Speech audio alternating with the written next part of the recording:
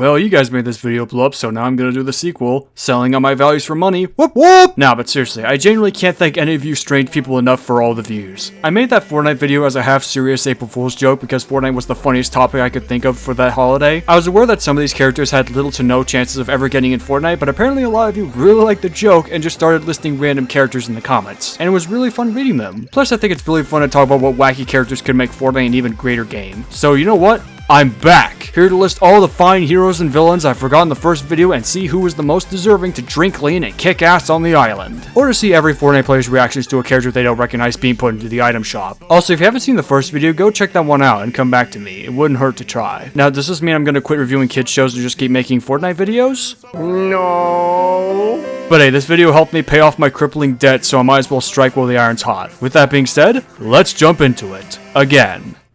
But before we go ahead, I have some more honorable mentions out of the way. Some of these are franchises I'm not too familiar with, but would be fine with them being in the game. First up, Power Rangers. It's so bizarre how we are 7 years into Fortnite's lifespan, and not once did it come up to them the fact that they are missing the Power Rangers, or any other Sentai character for that matter. The Power Rangers, or Super Sentai depending on if you're from Japan, are literally Battle Pass material, with so many designs and different colored Rangers spanning 40 years, so there's plenty of material to work with. From the OG Mighty Morphers to Dino Thunders to the ones I grew up with, the Samurai. If Epic wants to, they can make their own versions of each of the Rangers to make them stick out from each other, much like how they redesigned each of the Ninja Turtles. Hell, throw the Megazord or the stick-titted villain, I don't know her name, in the item shop for all I care. Just don't base them on that 2017 movie that no one remembers. Alright, what else is there? Scooby-Doo would make for a really funny collab, especially if they put Shaggy in the Battle Pass. Oh, put this guy in the game too! He goes hard as shit!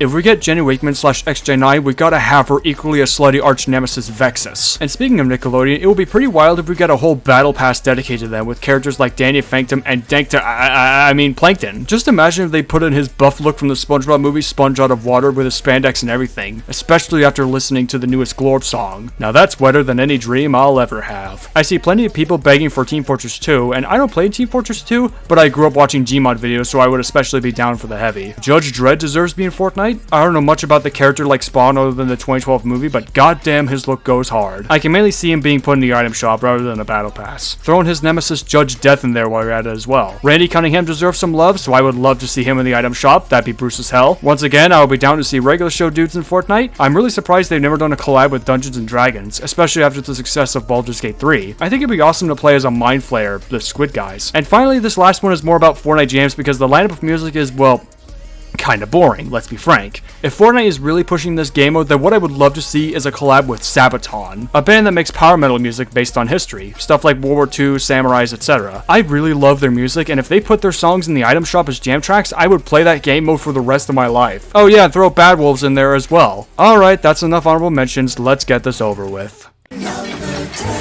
Riding into number 10, we have the Horsemen from Darksiders. The Darksiders games are incredibly underrated, and the Horsemen from those games are some of the most hardest designs I've seen in gaming. These designs are the flagship definition of X at home. You want World of Warcraft at home but can't pay a $15 subscription or support a company that molests women? Play Darksiders. Some say they might be too hard for Fortnite, but we already have the Doomslayer and goddamn Peter Griffin, so I don't care. I grew up with these games as a kid, and there's a reason why they're one of the flagship IPs of THQ. You know, when they're not making SpongeBob games. Now, I've never played Darksiders 3 or Darksiders Genesis because I've heard middling things about them, so for this entry, I'm gonna stick to the OG Darksiders, the first horseman of the apocalypse, war, and death.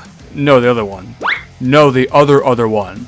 Yeah, that's better. With War, he might have to be downscaled to fit with the proportions of the player character, which I'm fine with just as long as they maintain the spirit of the series art style. He can come armed with a trusty big-ass sword as a pickaxe, a cool-ass loading screen done by Darksiders artist Joe Madureira, a gun wrap inspired by the Glock he shoots in-game. Yes, he does come cruising down the ghetto shooting ops with a Glock. His black wings or his trusty steed as a glider, and the beating heart of one of the Chosen, or the Mark Hamill demon thing from the first game, as a backbling. I never brought this up in the first video, but something that will be really cool in Fortnite is talking backblings. Remember those pets that Fortnite did a while ago? Well, imagine if those had voice lines attached to them. Like say you have the Mark Hamill demon thing with you, or Tuck, or Nifty to use the Alistair example, and every time you kill a player, they either have a voice line where they congratulate you, or say a funny line of dialogue. Something like that could go a long way to add to the immersion of the skin. I don't think Fortnite will ever do that because players could get annoyed by them, but hey, they could add an option to turn them off. Back to the Horseman, our second option is Death himself. Not that pussy dog shit from Piss and Shit's toilet wash. This guy can come armed with his twin sides that could also combine into a longer pickaxe, and much like his brother, he can ride his horse into the island as a glider. What's also worth mentioning is that in Darksiders 2, he's actually completely customizable as you collect gear to increase his stats. This can be translated into Fortnite similar to skins like Spectre Knight, where you could deck out your horseman in different shoulder pads, gloves, belts, pants that you earn from doing quests, or drop from players like in the actual game. But we already have the Space Marine for that, so I'd be fine with this default appearance. Solely because I don't have the Doomslayer skin, I would love to see War hitting the flex on Charlie Morningstar and turn that bitch into a pile of angel dust. Hopefully THQ can get a big fat paycheck out of this so that they can remake their 2000s classic, Tack and the Power of Juju.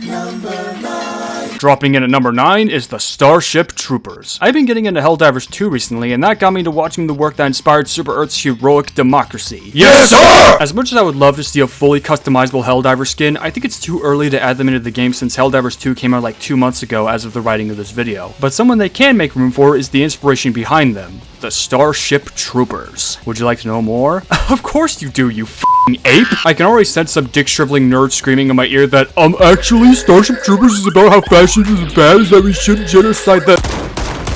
Anyway, as I was saying, much like Tolkien influencing a whole genre of fantasy, Starship Troopers from its origin as a novel has gone on to become one of the most influential works in science fiction, inspiring many franchises from Halo to Gundam to even Warhammer 40k. Needless to say, I think the Federation's finest deserves to play their part on the island. Would you like to know more? Yes, sir! Yes, sir, fool! I can picture these guys being sold in the item shop with their appearance based on the Paul Verhoeven movie. They can come with the arm of an arachnid as a pickaxe, the big ships as a glider, and one of those propaganda TV players as a backbling. If you really want to go far, Starship Troopers is the work that invented the sci-fi trope of power armor. If Fortnite leans more into the territory of the book, they can offer their own interpretation of this badass armor. In the realm where the average Fortnite player has the mental capacity to enjoy Starship Troopers as a badass, funny sci-fi movie, the Federation soldiers would be a welcome addition to the island, specifically if Fortnite adds a horde mode. Oh yeah, they already did, and nobody played it. Well, regardless, I would still buy these guys in the item shop, because you know what? That's success.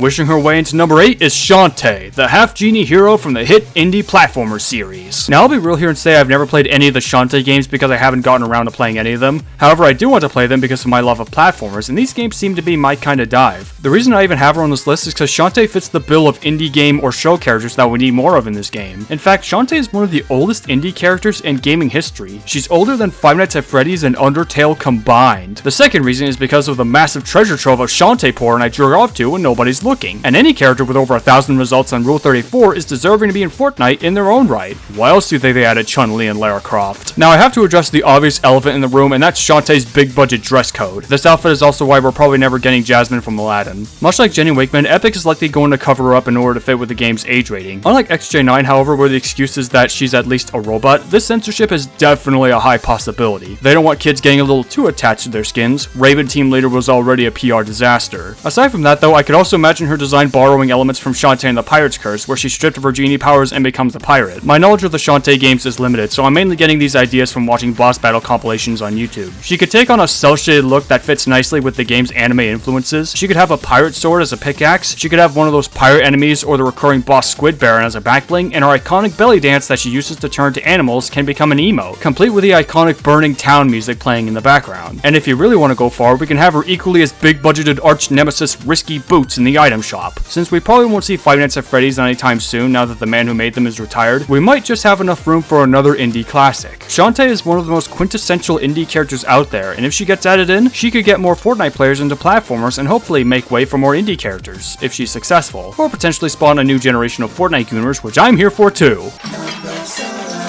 Building at number 7 is LEGO Bionicle, the staple of many 2000s kids' childhoods. Though I grew up rather late with Bionicle as a kid, my respect for the toy line has grown through the passage of time. While it may not be as popular as it was back in the day, the concept behind Bionicle was incredibly innovative for its time, and it still retains its own cult-like status in the hearts of dreaming 20-something-year-olds. Also, keep in mind that this is the toy that saved LEGO from bankruptcy. Without it, we wouldn't keep building for another 20 years or see the likes of the LEGO Movie, or even its more popular cousin, LEGO Ninjago. With LEGO having a full game mode in Fortnite, now is the perfect opportunity to reinvigorate players' nostalgia and to see the defenders of Motunui defend and eliminate this new island from potential evil. Bionicle has a ton of unique designs that could translate into skins. While I could go with the Bionicle I grew up with, the Toa Inika or the Paraka, I'm gonna have to stick with the originals that started it all, the Toa Mata. I mainly picture all 6 of them being sold in the item shop in a $30 bundle, along with their own weapons as pickaxes, their pill-shaped canisters or the little Mator and his backblings, the flying Nui Rama as a glider, and their second incarnation as the Toa Nuva, or even their masks, including the Mask of Light, as edits. And while we're at it, we could also add in Bionicle things in the LEGO survival mode, like quests, or even enemies like the animal like Rahi, the Boroks, and the Rakshi. Bionicle forms an important part of LEGO history that should never go unnoticed even in Fortnite. Also, I could see the Toa sipping lean on Paul Blart Mall Cop.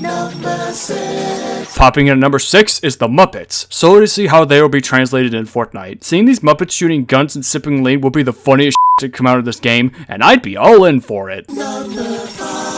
Swinging in at number 5 is King Kong. Apparently some people got mad at me for not including King Kong or Godzilla in the last video, and yeah, I would love to see both of them in the game, and more kaiju stuff in general. Because when it comes to skins, size, in fact, does not matter, as seen with Optimus Prime or the Family Guy chicken. There's simply so much material to work with for a Godzilla collab, with so many designs and monsters spanning nearly 70 years of films. But for me, the one I think that is the most viable is the 8th wonder of the world himself. I mean, what's Godzilla gonna do? Bonk Timmy Turner with the Eiffel Tower? Now, there have been many interpretations of King Kong over the years, but the one I'm going with is his more recent outing from the Monsterverse, and in particular, Godzilla x Kong, the New Empire. But it would be nice to see Epic do their own interpretation of him since King Kong himself is in the public domain. Something like that, it's complicated. Anyway, this king could come packed with all you can expect. His trademark dorsal axe that glows upon hitting a player, his prosthetic gauntlet as an edit, a Titan skull or Titanus Doug, or even Baby Kong as a backbling, his signature pec slapping as a built-in emote, you know, the thing he does in the movies, and even a cool loading screen of him battling a giant monster. Because Fortnite loading screens, especially when they do collabs, go hard as f***. I can see Kong fitting in a kaiju themed season or even a prehistoric dinosaur themed season like Fortnite Primal on steroids, which could also open the possibility for collabs like Jurassic Park, Planet of the Apes, Ark Survival Evolved, or even...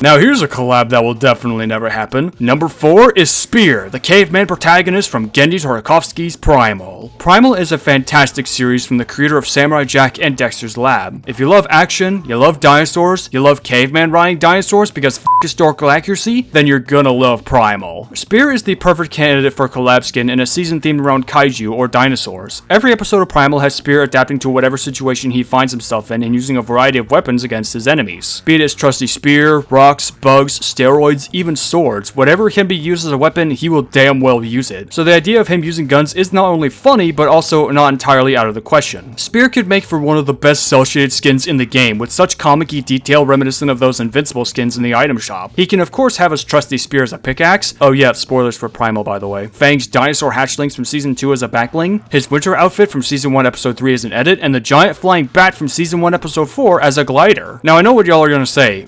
Where the hell is Fang? Because it's not Primal without Spear and Fang. Well, here's the best part. I might explain this in a future video, but one idea I have for a prehistoric Primal 2.0 season of Fortnite is to fill up the island with dinosaurs. Not just raptors, but like T-Rexes, pterodactyls, and other prehistoric animals that players could tame and use against each other, including a cel-shaded mythic Fang that can be found somewhere on the map and ridden into battle against your enemies, biting and thrashing them into bits with savage force just like in the show. Oh yeah, and also put Mira in the item shop. Now of course, the idea of Spear in Fortnite is really unlikely, especially when compared to the powerhouse that is Rick and Morty, but if Fortnite plans to revisit the concept of Primal and make it bigger than before, what better character to fit the season's theme than the de facto caveman? Or you know, they could just make their own Neanderthal skin and oh my god, Siberian Fabio Sparkle Mane, yes!